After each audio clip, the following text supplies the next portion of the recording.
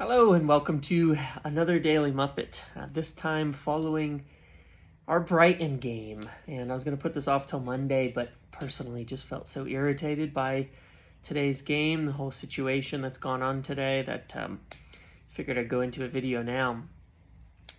If it was just about the game, then I probably would wait and just talk about it tomorrow. But when you add in some of the things that are being reported at the moment,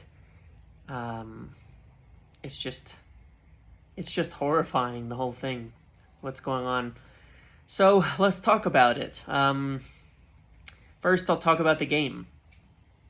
You know, it was, to me, it was obvious that we set up once again to play how Eric wanted to play in the preseason, but the one injury to Anthony Martial, and with Ronaldo not being ready as well, has completely thrown off the entire structure of the system, completely, because it's a chain of events. You don't have a striker up front, so Eriksen has to play up front, so McTominay's in the midfield against Brighton, who countered it extremely well with their numbers forward, and the whole thing goes to crap. And that's just, it's a chain of events that go from top down. And the concern to me is this, and in my season review, I'll talk about some of the players, because I don't have any problem with Ten Hag's system. I think it's actually a good system. I think that there were some times when it looked good. I think overall the team wasn't quite as bad as it seems. I said even today, I don't think that many individual players were actually that bad. But the system is somewhat fragile. It's a new system. It's a new manager. It's obviously going to take time to get it right, but at the same time, there's some really important parts of it. And if those parts are violated, those parts aren't functioning, it goes to hell. And right off the bat, the fact that Erik ten Hag in August has to play his first game with Fred and Scott in the midfield and no striker, the two most important positions the entire year that we've been talking about for months, is the reason why you saw the result today. There's no doubt about it. To me, Scott McTominay will be Ten Hag's Andreas Pereira. What I mean by that is, in 2019, when Ole started, the start of his season was bad. Very bad. He was trying to implement his system, his style, his way of playing, and he did have one. People will deny that, but he did. I'm not saying it was the best system, but he had one. By December, he had even gotten some good results once he started playing Fred and McTominay, and that created kind of that McFred partnership. They remember that one week beating, Tottenham and such in a single week, but early in that season, Andreas Pereira was playing games and playing some of the worst games I've ever seen, constantly turning the ball over into dangerous areas. He completely did not fit what Ten Hag needed, what what Ole Gunnar Solskjaer needed at that time. And that's where Scott McTominay is. In the preseason review, I said Scott McTominay had a really bad preseason. He was the most disappointing player I saw because he did not grasp the system. He does not get it. He does not involve himself. He does not show for the ball. He does not pass forward. He does not make angles. And he doesn't work hard enough. And there's no physical presence that he provides that actually does it. And yeah, I will say he does not work hard enough. People think he's like this workhorse. I don't see it. I see a player who's constantly not putting himself in the position where he needs to be. And when I say work hard enough, it's not always about effort. It's about knowing where you need to be and getting there. He seems so indecisive and, doing the same thing he's always done. I consider that not working hard to develop yourself and become something else. Fred had a very poor game today, but when he was making mistakes, he was trying to fix it. And he would usually try, like there was a time playing out the back. He made a poor pass, but rewatch it. It was a very poor pass. He turned it over in a very dangerous area. But if you rewatch it, why did that happen? Because he's isolated, completely isolated on an island. There's Maguire, he passes over to him. He's trying to get over to Dallo. He's pressed from behind. There's a guy right next to him and a guy here. It's 3v1 surrounding these passing angles, and everybody else is miles up the pitch, which you want. You want their back line occupied, but you need someone providing an option, and that was not McTominay. And when Fred did make that mistake, he actually went and won the ball back, drove it up the pitch, and released down the left-hand side to move it forward. He had a very poor game, but he was trying to do what the system entailed, and when he made a mistake, he tried to fix it. Like I've said many times, I would prefer that, in the long run, as much as I'm a fan of Fred, and I think he will do a good job in this position, the system has to be right. And in an ideal world, you're not starting Fred. You're starting, obviously, someone else deeper there and pushing him up into a higher position.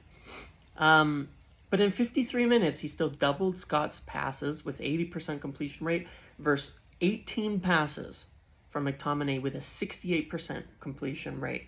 And it was constant. He didn't do better when the substitution came in, which I thought was, to me, a mistake. Ronaldo as a sub was a good sub for the wrong player. And then Scott ended up ruining multiple attacks after that before finally being substituted. And it's just frustrating because it was that bad to me. The first goal came as a result of him trying to go run through two men and losing the ball, not getting back, and then having an overload with an easy goal at the back post. The second goal came as well as a result of a turnover up the pitch, not good tracking back, and then I thought a very, very poor moment from De Gea deflecting the ball in to an extremely dangerous area. So, it's annoying because these are the mistakes that they can't afford. And, but at the end of the day, again, I've said as well, Dallo had a rough start, but he improved as it went on. I've said before, it doesn't make sense to me playing De Gea. I think he was really poor playing out the back today. Very stagnant when he would get on the ball to try to play building out the back. And I think Brighton used that as a pressing trigger when, after about 15 minutes, whenever the ball would go back to De Gea, they would close down certain angles, and he doesn't have the passing range to beat it. And I think on both goals he could have done better. The first one he could have blocked the low cross, and the second one he parried it into a very bad angle. I don't understand how he fits the system, and I still don't, but there's no solution there. But the thing that I've continued to bang on about is the striker situation for such a long time. Ronaldo's here and working, and if Ten Hag wants him, then he should play next week. I really hope he starts next week if Martial's not healthy, because you need to have Eriksen in the midfield. Eriksen was exceptional, probably the only exceptional player today, but he was really good playing in the midfield. And you need a striker up front occupying the back line and getting in the box. And I think that's where the problems started today, the chain of events. There's two ways you can solve the situation that's occurred today. If you sign a striker, you're pushing Eriksen deeper, which means you're getting Fred, Eriksen, Bruno. Eriksen would have provided a hell of a lot more support for Fred deep and prevented a lot of the issues that we had. Of course, if you sign De Jong, that means you can push Fred up and into rotation with De Jong, and you solve the problem the same way as well. Both things can solve the problem, the biggest problem that United have. But they both need to be done because they give you redundancy too. And they actually will create depth by signing a striker, by signing De Jong. You're creating depth in the right areas where even when you rotate or make one change, you don't have to play a player who cannot play the system. And right now, I do not see how Scott McTominay can play the system. But until you sign a striker or until you sign Frankie de Jong, to move into Fred's position, you are going to end up having to use McTominay at times, and that's okay in some games. But for the Premier League and the key games, Eric is going to have to do what Ole Gunnar Solskjaer did early on, which is find a specific 11 and never rotate, because you can't. And if an injury comes, and it will at striker because Martial cannot stay healthy and Ronaldo is 37, then you're in trouble. And that's why the striker position is so important. I'm more worried about that still than anything else. And let's talk about that because that is the news of today. Andy Mitten today says our scouts told United to sign Diaz, Nunez, Holland, and Sesko. Those are the players recommended, and we have signed none of them. Whereas City got Diaz and Nunez. Uh, Liverpool got Diaz and Nunez. City got Haaland. And Ten Hag was there in May, forced to choose between signing Darwin Nunez and signing Frankie de Jong, and we still don't have de Jong. The decision he made was correct. It's fine, but he should not have been able to have to make that decision. And if he did, then they had to guarantee that player would be brought in before the season starts, because you have this exact issue. Meanwhile, Haaland scores 2 goals. Nunez scores an assist and a goal and completely changes the game and saves Liverpool from losing. We don't have that. And sit on top of that, you add to the other players and positions and players that were signed. Man City got Phillips. They also have Alvarez, who was able to come on. Like, it's ridiculous that United have not been able to get a player. We've let every team get players we could have got that would have improved the side. And I'm angry today. I'm very angry about this today. It's so frustrating, because it's the mistakes from months past that created this. I said it on Twitter a couple days ago, or yesterday, that the chain of events leading up to this is months ahead because it's reactive. Right now, even signing a striker, reactive. 1 second.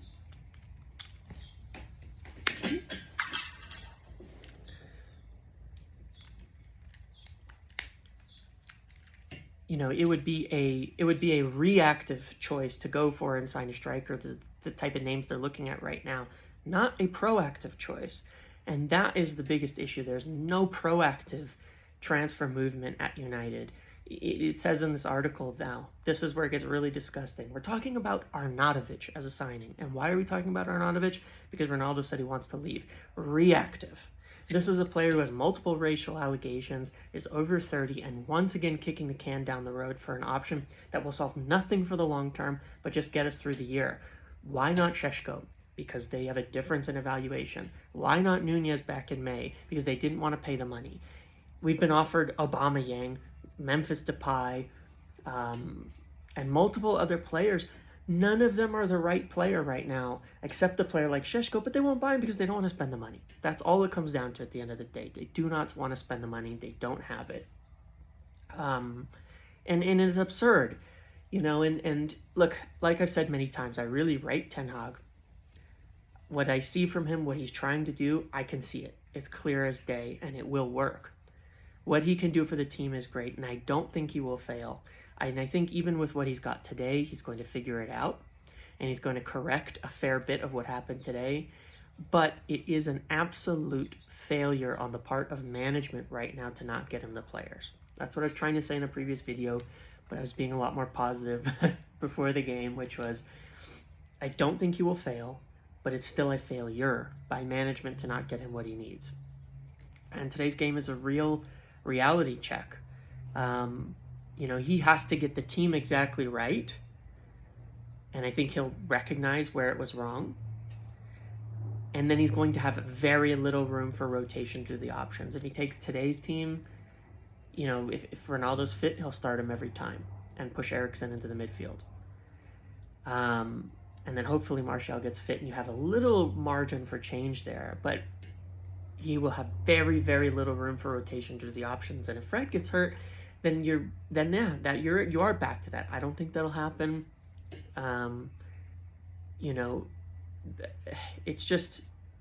He's gonna have to settle on that solid 11 and stick to it every single game practically that matters, and only rotate in games like cup games and things like that. That is similar to the way Liverpool did it. It can work. It can be successful. You can do well with it with a little bit of luck on the injury side. But the problem is they weren't reliant on a guy with an injury record as bad as Martial and a player with the age of Cristiano Ronaldo up front, who also wants to leave. They were not reliant on that.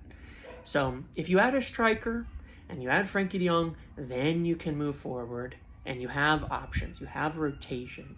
You have backups. You have redundancy for this problem where you can still play the system. You can rotate Fred, de Jong, and Eriksen between those 3 spots alongside Bruno without having to move players into the system who cannot play in this system.